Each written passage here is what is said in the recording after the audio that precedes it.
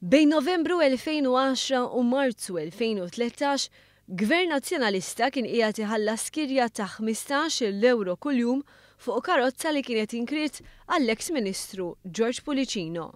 Dan fl-istess ħin li Pulicino kien qiegħed jitħallas allowance ta' 7,000 euro fis-sena għat-tieni karozza.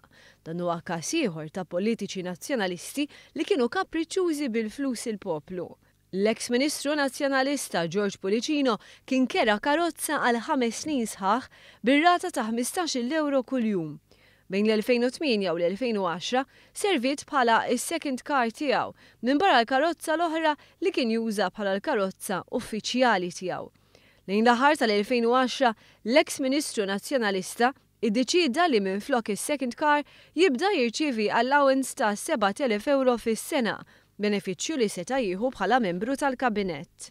Iżda peress li l-gvern kien marbut b'kirja għal ftit aktar minn sentejn bejn Novembru 2010 u Marzu 2013 spiċċa jsir ħlas doppju.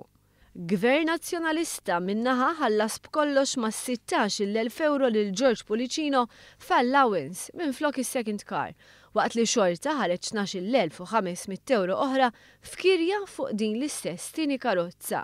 Dan il-każ kien żvelat jiem wara li sar magħruf li l-eks Ministru Nazzjonalista Tonio Fenech qed jipprova jbih għal madwar 8,000 euro il-karozza li kien xtralu l-Gvern minn fondi pubbliċi fl-2004 għal 25,000 euro.